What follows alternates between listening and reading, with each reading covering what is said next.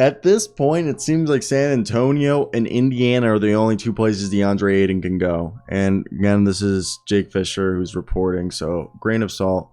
But guys, look, the only two teams with the cap space enough to give DeAndre Ayton the paycheck that he wants are the San Antonio Spurs and the Indiana Pacers. Pacers make a bit more sense because you can sign and trade Miles Turner, which would work out. But Miles Turner has not generated enough traction as a theoretical trade for Miles Turner would include multiple Suns wings and draft capital that I don't like, because they're basically saying that if DeAndre Ayton was sent to the Pacer, or well, DeAndre Ayton was sent to the Suns, and from the Suns to the Pacers or the Nets, it wouldn't be enough to get everyone on board. That was just like a lot.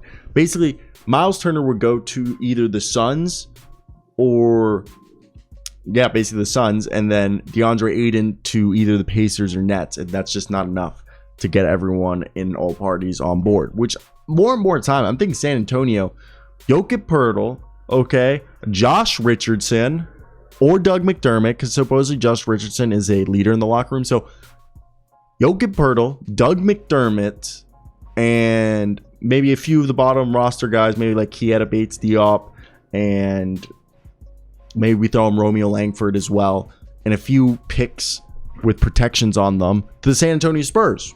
And you're like, well, the DeAndre Ayton wouldn't fit their timeline of rebuilding. Well, I think this would allow them to go through this rebuild, not like guns a-blazing trying to tank, whereas they're just trying to find a cornerstone.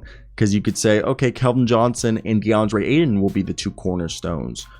Okay, I could get around that. Now, this is where I think it all becomes very interesting where DeAndre Ayton is going to go, because there's still expected to be other shooters for Ayton, but according to now, like I said, Utah is not interested. Toronto and Indiana and San Antonio are the three options, it seems like. And Toronto, I don't think it's an option because they have Christian Koloku and they have Kem Birch and they have Precious Achiuwa, Thad Young, Pascal Siakam. I think they like that, weird, ultra versatile depth, like front court, where they have multiple players who can play multiple positions, and that's just their bag, okay? And this is where I find it interesting what's going to happen, okay? What is going to happen? Because I think the whole situation is strange in itself. And I want to hear your guys' thoughts. Are you guys on the same page with me, or is it just me who thinks this? Because I really think that DeAndre Ayton, at this point, the two teams are either the Pacers or the Spurs. And if that happens, it's because the Kevin Durant trade doesn't come to fruition.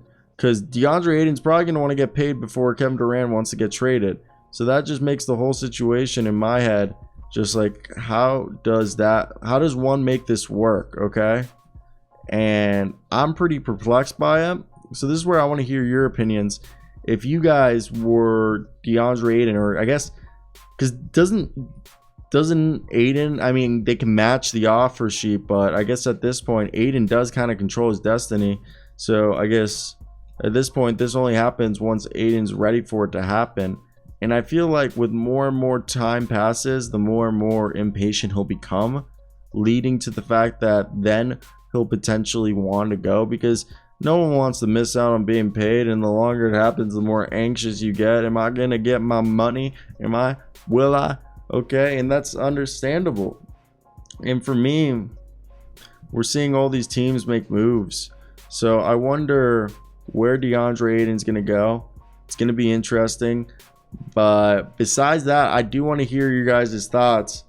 Where do you guys think he should go? Because the Pacers and Spurs